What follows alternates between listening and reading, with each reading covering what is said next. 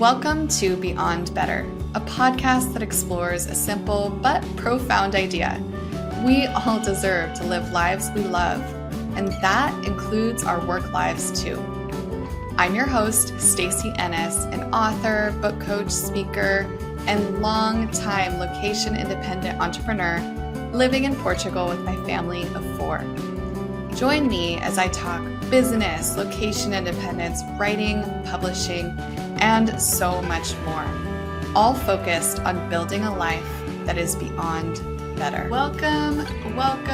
Today we get to talk about something that a lot of aspiring authors are a little bit afraid of, which is the editing process. We're also going to be talking about writing and I guess how an editor really contributes to your author journey. And I'm so excited to get to welcome this week's guest. This podcast has been 13 years in the making. I have known this guest we figured out 13 years. And I have gotten to see her journey through this industry, this publishing industry, and her skill, expertise, and impact with her work. So let me introduce you to this week's guest. Kim Foster is a writer and editor who loves helping authors draw out the right words for their message while navigating the nuances of language. Kim's clients include business owners, thought leaders, professors, and industry professionals, many of whom are first-time authors and new to sharing their ideas with the world. She is an expert in various genres of nonfiction, including business, self-help, faith-based, memoir, academic works, and journal articles. Along with being part of our team, she is a freelance writer and editor. Kim, welcome. Hi, thanks for having me. I'm so excited. We've been trying to have this conversation now for months. We've rescheduled and moved, and so I'm so glad we get to talk today. I would love to start with a little bit of your background. When I met you, I was just a couple years into building my business. I just was kind of in transition from moving from Vietnam and in Idaho temporarily before moving to Ohio to do my graduate program. And one of the things that I've admired about you over the years that I've known you is your just constant journey of education and just this desire to really better yourself at your craft. But I know you didn't start in writing. You started with music. So can you give us a little bit of your background and what led you into the work that you do today? Well, I guess like many young people, when you first go to college, you don't always know exactly what you want to do. I had been in music since a child, and I had shown a lot of promise. I was, I guess, somewhat skilled at piano, and I came to college and I'm like, well, I don't know what else to do. And a lot of influencers in my life sort of channeled me in that direction. Like, of course, you're so good at this. This is what you're supposed to pursue. And I'm like, well, I don't know what else to do. And plus I received scholarships. So that just bolstered that direction. And it wasn't a bad direction, but looking in hindsight, it wasn't the best, but I pursued it. I was a professional musician for quite a few years in piano. I actually went straight from college into grad school, so I got a master's in piano performance. And I think sometimes that sounds a little bit more impressive than it actually is. It feels that way anyway. But because that field really didn't suit how I'm wired. And even though I did well in that field, I burned out. And I sort of faded out of the music industry. And in that living a musician's life, which if you're a musician listening to this, you know exactly what I'm talking about. You don't just have one job, you have many. And I faded away out of that and worked into different jobs where organization and structure and accuracy were so important. And it was just something that I carried with me, those skills and the hours of intense practice transferred well into editing, but I didn't get there right away. I remember coming to a point in my life where I woke up in the morning and I was dreading getting out of bed. I was dreading going to work. And I thought, our lives are not supposed to be lived like this. I wanted something better. I wanted something more fulfilling. And I wanted something that I could get up in the morning excited to do that would bring me joy, that I would feel like I'm making a difference in someone's life. Just some those different elements. And so I started researching, and I also pray a lot. So I was praying about direction. I talked to my husband, and he often has a lot of wisdom and he has great intuition about things. And he said, I think you'd make a great editor. I'm like, what? What are you talking about? What's an editor do besides punctuation and spelling and that sort of thing? I don't know. But I thought, no, he brought that up. I should research it. And I did. And I found out, oh my word, I love this. I'm going to do this. So I went back to school, which is sort of a theme in my life. And I took a trimester program from the University of California at San Diego. They have a strong humanities department, and they had the program I was looking for. So it was 3 semesters in one school year. I graduated. I had a copy editor certificate. So that was that, and $5 I guess would give me a cup of coffee, at Starbucks. But it was really what I needed to get me started. And I got my foot in the door with local publishing companies. And then I started making connections, and I started building my experience, my business, to where it is today. And I found what I wanted to do, and I was so excited. And I still have that same feeling of getting up in the morning of, yes, I get to do this work. And so I know that I made the right decision. Mm.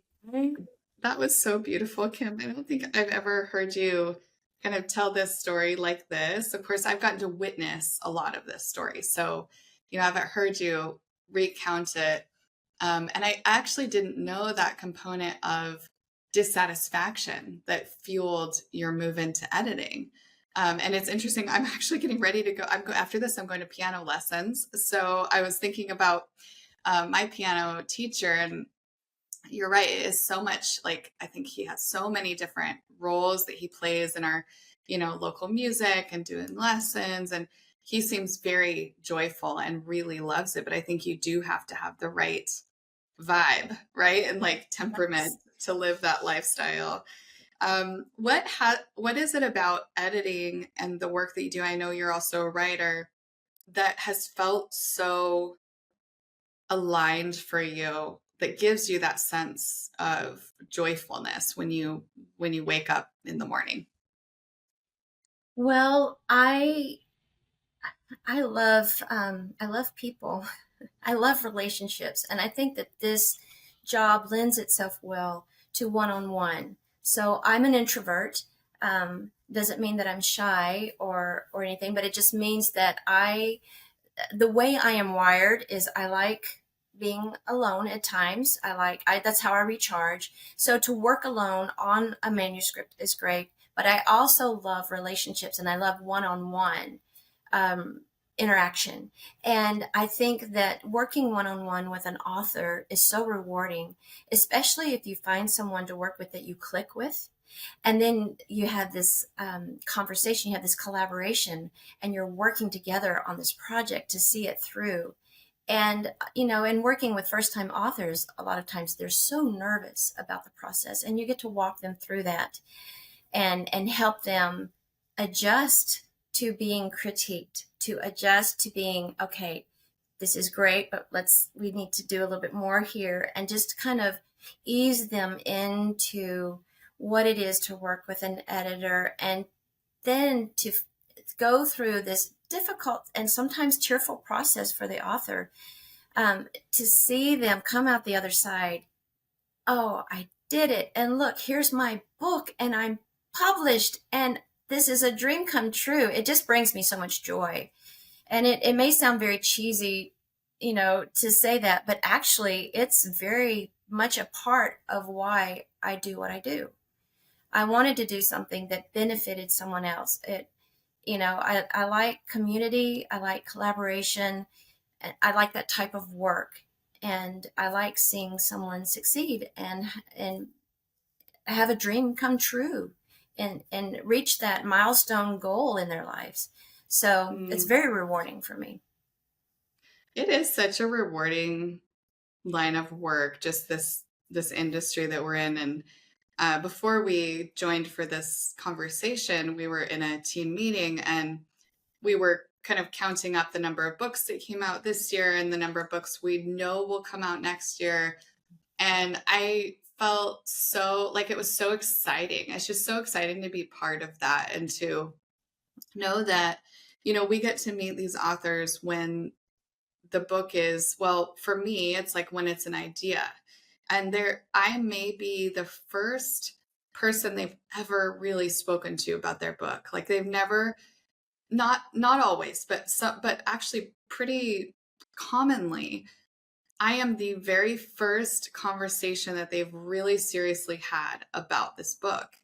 And then when they're coming to you, typically they're going to be in this place where they're so vulnerable because they've just finished this, you know, crappy first draft, as we call it, like the fast draft, the uh, write and get it all down draft. And there's so much, in some ways, it's almost maybe more insecurity than when I get to meet them because they know, I've been this here myself. They know that what they're about to offer to you doesn't look anything like the books that they've read their whole life.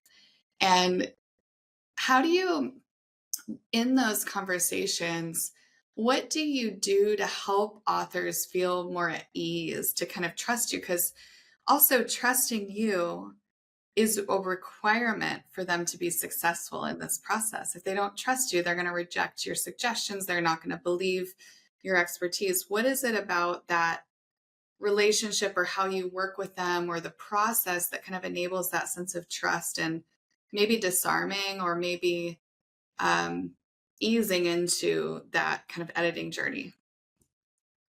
I think listening is a big deal.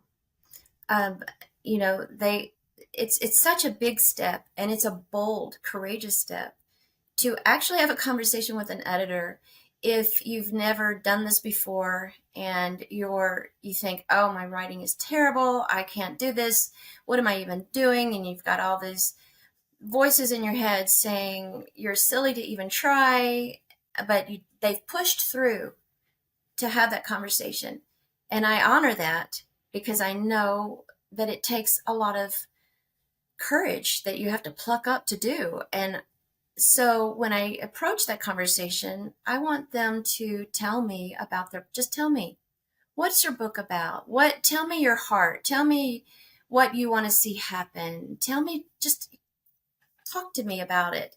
And in starting that, it's sometimes a little bit awkward to get started, but as they start talking more about how much it means to them, and then I get to listen to that, and then I can wrap my head around, okay, I see what your intent is, and I'm getting an idea what your through line is going to be for your book, and I'm starting to understand. And I think once I have the understanding of their project, what they're trying to accomplish, and they realize that I get it, then something sort of clicks, I think.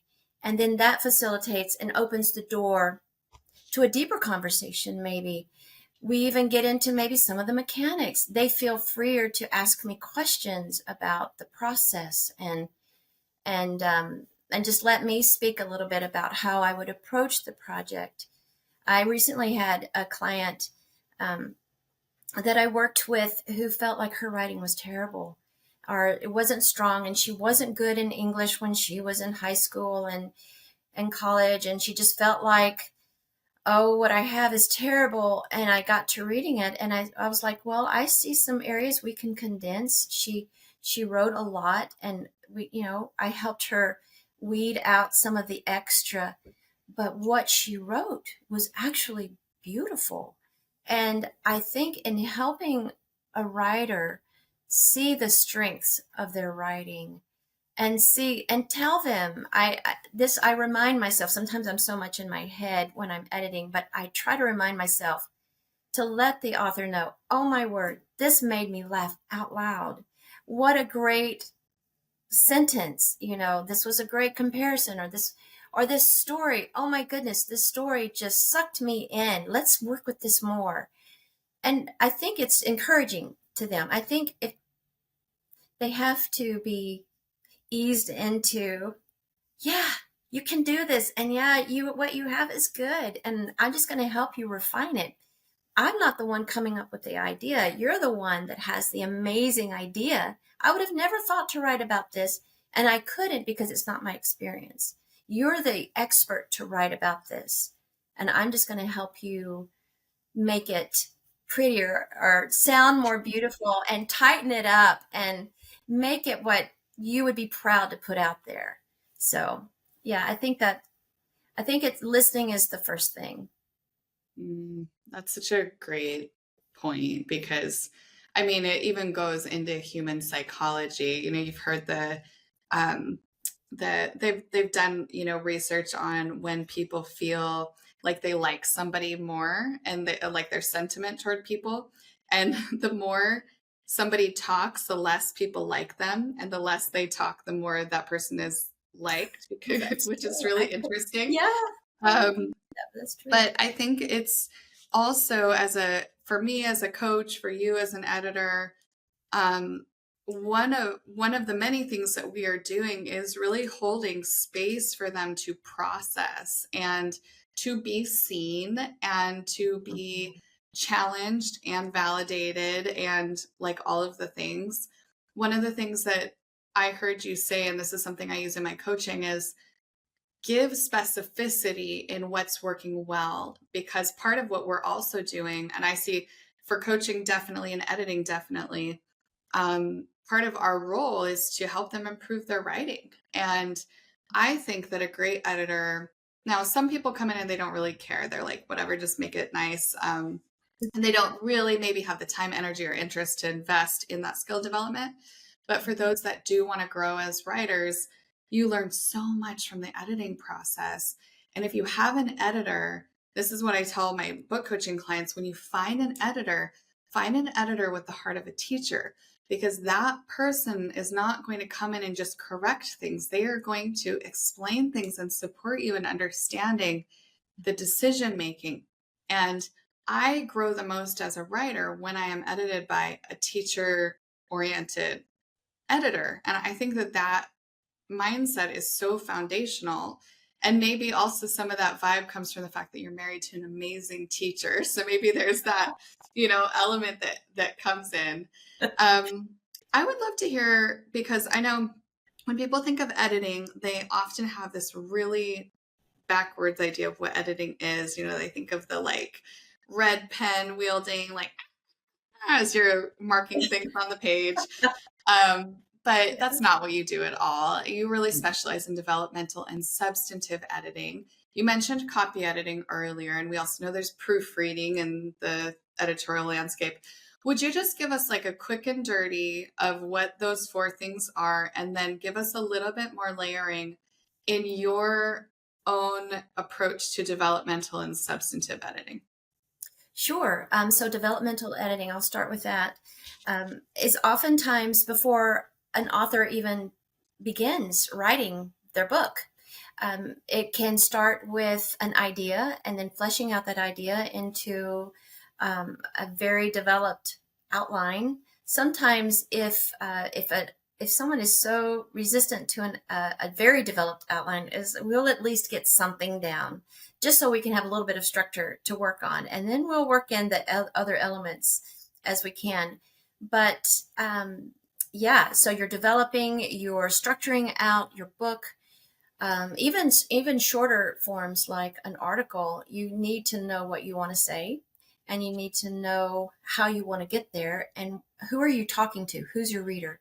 That's a big deal in all elements of editing, but it really comes in the developmental editing part.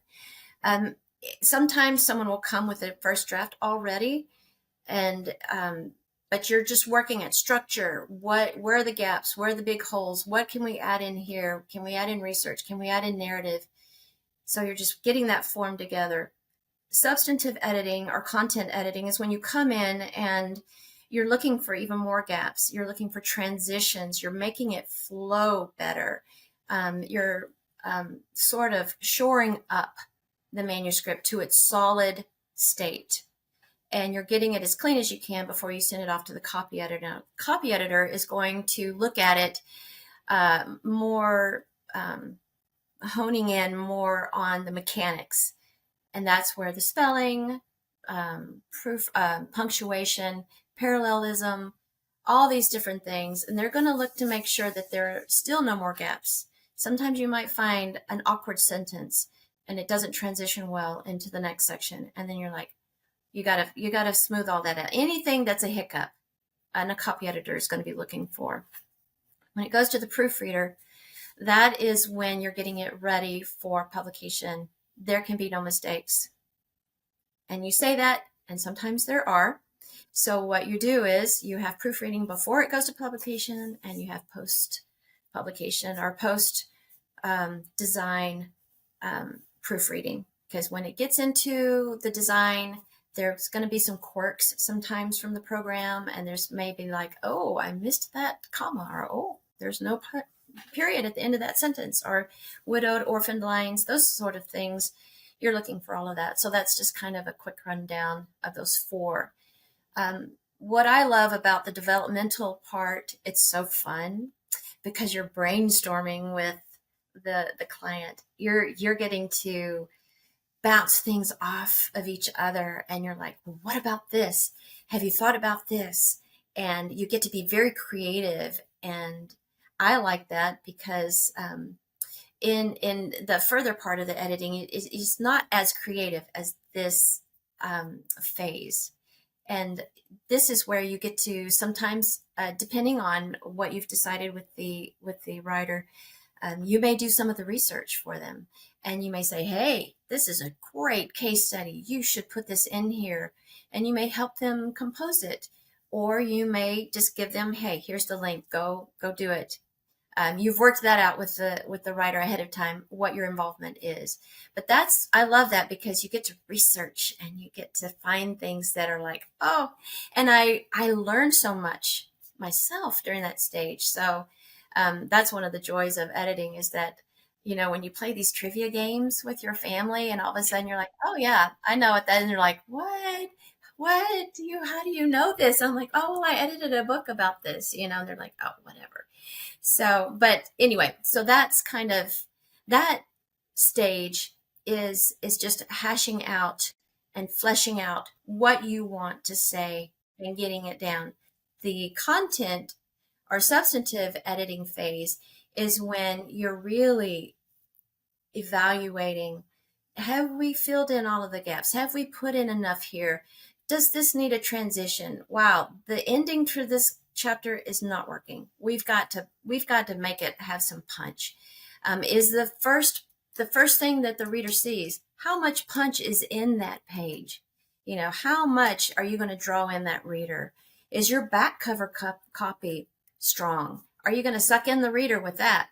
And I like to, when I'm editing, I will highlight and copy out strong statements, and I'll put it in a back cover copy document, and then I'll use that a lot of times to come up with the back cover, because I've found some really punchy statements that work, and I that's kind of a fun thing, and it's kind of thinking ahead too for the later parts. But yeah, that's just, you're just trying to get the flow and making sure the through line is good and there's no gaps, and it just has the punch that it's supposed to have. I love that. I didn't know you write that cover copy. That's cool. That's exciting. And I agree with you. The stages, there is a more creative kind of approach as you're in those like wider stages of ideation and building. But there's also like a lot of people really love the specificity and clean approach of proofreading. And as an editor, you really have to find your space. And it's so funny. I don't know if it's because we had this interview today that made me think of this, but today I was getting ready and I was thinking about when I used to work with Sam's Club magazine, and I eventually was executive editor, but started as a proofreader. And I was thinking about how when I proofread that magazine, I would actually go in because we use this software that synced with the design. So as a proofreader, you would go in and directly edit the actual magazine design that was going out to 11 million people printed. And it was not for me. I mean, I did a very good job in that role, but I would like lay awake at night sometimes and I would go, oh no, did I make that? Oh wait, oh no, I think I accidentally typed an extra letter. And I would like get up and check because it was just so nerve-wracking. It just was not for me. Okay. So I'd love to hear from you on your experience as an editor. Obviously, you've been doing this for a very long time now. What are some of the common things that you see when authors start working with you that are kind of universal challenges with manuscripts? What are common themes that you see that you're having to, I don't love the word fix, but you're editing, you're revising with them? Well, I could think of a couple that really come to mind. One is the structure. If they haven't worked with an editor before and they've just put something together on their own, which oftentimes works well, especially a memoir because it's chronological, so it sort of has that natural structure to it. You're going chronological, so we're just following, that's your structure. I think without feedback at the beginning of your book, sometimes it can lend itself to a hodgepodge manuscript. And if I, as an editor, come in and I read through it and I evaluate it, and I'm like, oh my, this is not a very good structure. This doesn't flow, and there's things that's disjointed, and I'm going to have to deconstruct it to reassemble it. And that's going to cost the author more money. And that is, that's a very discouraging thing to come across. So it's good to have someone evaluate it. And it doesn't have to be a professional editor, though I, of course, would lean towards suggesting that because it's my world. But if you know someone who's a good writer who can evaluate appropriately, have them look at it. At least have somebody helping you along the way to evaluate. You need that feedback. That's one thing. Another thing is when you quote somebody, you better make sure that you attribute that. Yes. This happens so much, doesn't it? It really does. And as editors, we're trained to realize when all of a sudden your voice changes as an author, and it's like, well, that does not sound like them. And you copy it and paste it in Google, and you're going to find the source most often. I remember I had a wonderful book. I got it. The guy he was just giving it to me. This was years and years ago, and I was reading through it, and I was like, this is looking like it's not him at all. What do I do? And I started finding tons of things throughout his manuscript, and he had skillfully woven together other people's writings. And it wasn't a deceptive thing. He did not have that motivation. He wasn't a deceptive person at all. He was misguided in some advice that he had received from another writer that said, if it's published on the internet, then it's free. And that's not the case. Let me just tell you, if you're listening right now, it's not the case.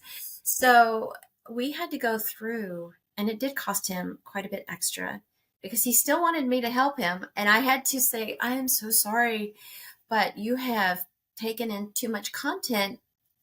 You have not attributed the originator of this content, and you're going to have to rewrite and take out things. And he did, and he did a great job of it. He dug in and did the work, and he felt terrible about it, and I felt terrible for him, but he was willing, and he was a man of integrity, and he made it right, and he published a really nice book. But that will save you as an author It will save you so much heartache and time and money if you make sure that you just throw down the URL, put down the book that you got it from, write down, if you did a book, put the page number down. Just be specific about doing that. Just stick it over to the side, write a note, and then continue.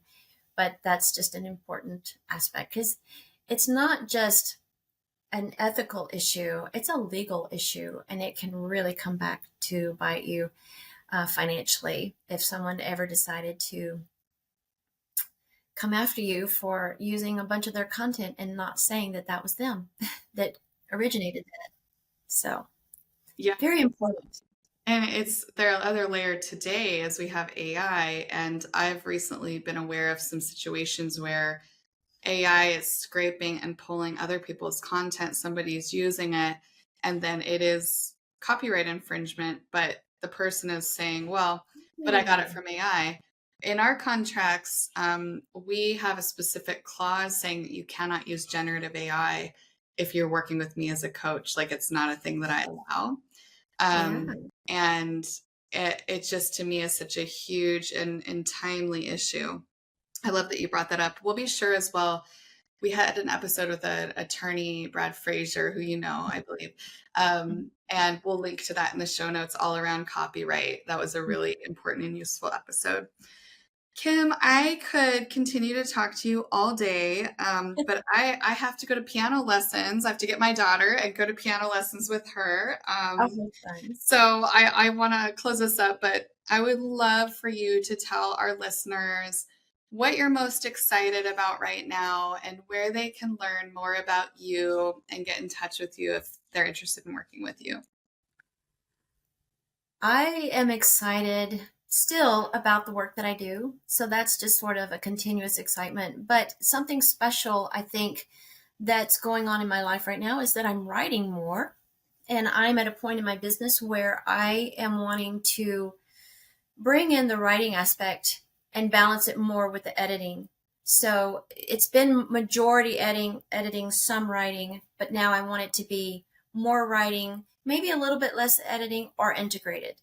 So I love that excitement and a little bit of a shift in my business trajectory of exactly what I want to be doing, and also writing maybe for specific publications and that sort of thing. So getting a little bit more published with the writing that I've done, and just pursuing that just because I love doing it.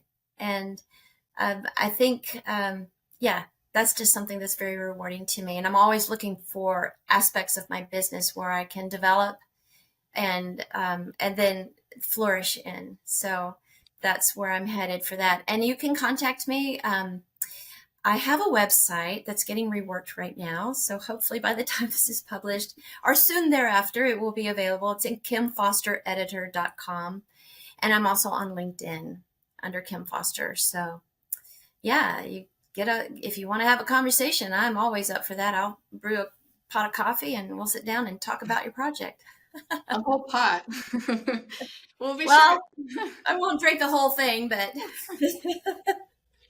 We'll I'll be sure never to go to link sleep. to those in the show notes so that people can get in touch with you if they're interested in working with you. And Kim, it's just so cool to see all of your impact and the work you're doing. I know you've also contributed a couple of posts for us on my website. So we'll be sure to link to at least one of those in the show notes so we can also show your work.